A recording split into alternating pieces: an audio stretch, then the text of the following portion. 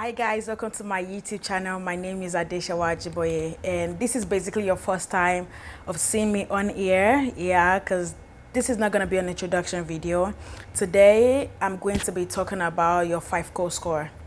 Before we get into the video, make sure you like, comment, subscribe, and share this video to everybody on your story and everything. And don't forget again to subscribe to my YouTube channel, because you'll be seeing many more videos like this, and trust me, it's going to be mad fun. Today we are going to be talking about your FICO score, which is your credit score. And just a disclaimer, I'm not a credit card specialist. I'm just somebody that happens to know so much about credit card. So without wasting too much of your time, let's get right into today's video.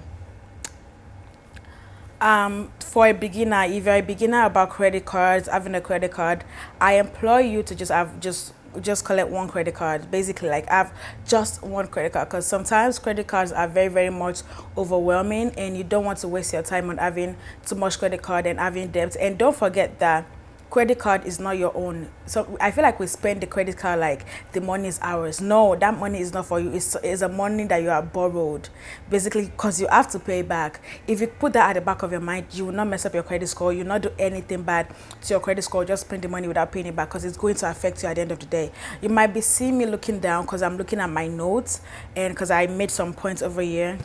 Moving on again, for you to have a very good credit score, you need to keep your utilization under 30%. When I mean your utilization, let's say you are giving $1,000 credit card.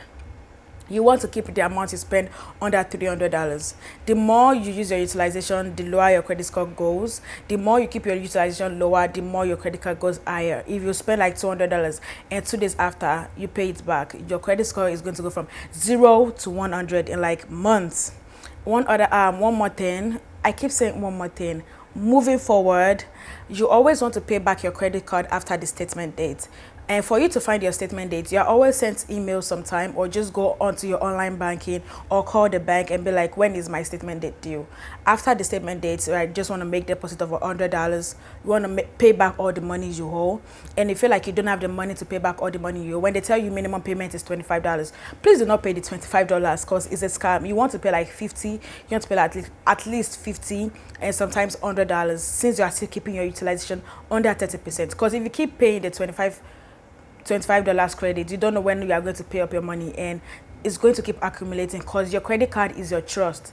The amounts, the way your credit card is the way you are going to be addressed. The way your credit card score is the way you are going to be addressed in this country. Basically, your credit score is everything you are worth, because it's a situation whereby you want to go ahead and borrow money for something necessary, for that house you want to buy, for that car you want to buy, and they're like, oh, you don't have a good credit score for it, and you're like, oh, my credit score is 70, but like, you'll be spending more than 30% of it of your card utilization. So you want to keep your utilization under 30%. One more thing, you want to be able not to borrow anybody or stand as a guarantor for anybody. Trust me, I've been there before, and it will end in premium tears. When I say premium tears, it will end in premium tears. You do not want to be a guarantor for anybody, because at the end of the day, if anything happens to that person, the bill is going to be on you, and they'll be like, you are requested to be a guarantor, so you have to pay the money up. And one thing people don't understand is your medical bills is on your credit card.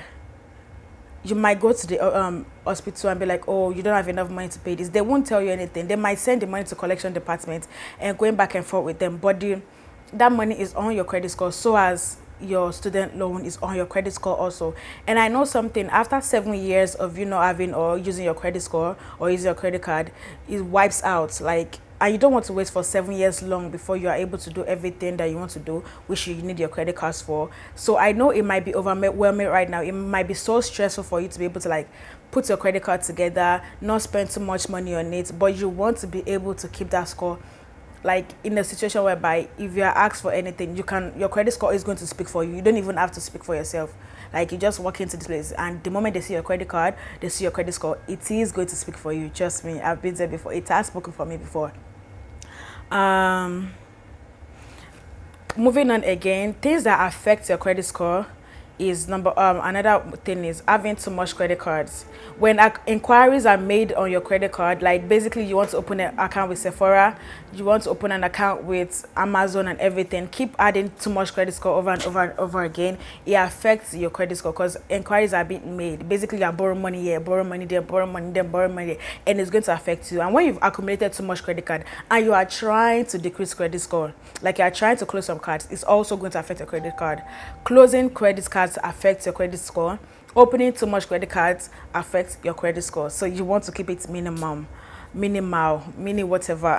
You want to keep it minimal whatever. At the end of the day, you don't want to have more than 3-4 credit card on your hand because it's a temptation. Black Friday is coming, and I'm sure some people already set how much they want to spend on their credit card. Don't do it.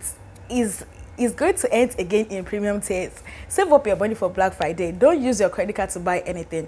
And I know when you want to get a credit card, get a reward credit card whereby you can always get 3% of your rewards of the money you spend back. Like Bank of America, they always give like 3% back of the money you spend, which is good. But 3% is really not that too much. But it accumulates and become like a big old deal. And also Apple, I know Apple gives back 3%, so which is a good deal. And Best Buy too gives back 3%. If you have the money, I feel anytime you want to use your credit card, make sure that you have that money already. It's just like using your credit card to buy something and the second day you already paid, so that it's not be too overwhelming. It's only on an emergency whereby you don't have the money and you are trying to buy it that you can go ahead and buy with your credit card and pay later or pay on the statement date. But if you have the money, don't hesitate to buy from your credit card and pay the money back immediately or second day after using it, because that will also boost your credit score. I don't want this video to be too long. I'm going to keep it short and minimal. It's a bit of wise word for the wise and everything. Make sure you try to keep your credit score like in a place whereby again is going to be good for you, and don't spend too much on that money. Don't spend too much on that card, because when they look back and they see how you spent your money, it might affect you in things you want to do in the nearest future. I know it's very overwhelming, because when you start acquiring too much credit card debt, it's really going to be so bad for you to pay everything back. I've been there before, and it's not a really good thing that you want to do. It's not a really good idea that you want to waste your money, because you keep on getting your paycheck and everything you know is that you're trying to pay back this money and it's increasing. But like, as far as you do everything I've said, again, I'm not a professional, but if you just able to like work around this, your credit card will be good. Trust me, it's going to be very fantastic. And there are things you can use your credit card to do, because your credit card again speaks for you. Like, money you don't speak for yourself. Like, anywhere you enter somewhere and be like, oh, what's your credit score? This is my credit score. Like, the prestige and dignity that comes with that, it's going to make you proud, because nobody's going to deny you anything. And I know that one thing is, when your credit score is at 730, they're still going to treat you like the person that has an 850 credit card. Mortgage is still not going to deny you. The person that you want to buy that car from is still not going to deny you, because obviously it's above 730. Is it 730 or 750? Between that range, I know that you are still the same expense as 850. And yeah, this is going to be the end of this video. Thank you guys so much for tuning in. One more thing before you go shop my necklace from my website www.ankaranshower.org. I'll leave it in the description box below. And yeah, thank you so much for watching this video, and enjoy the rest of your day. Bye.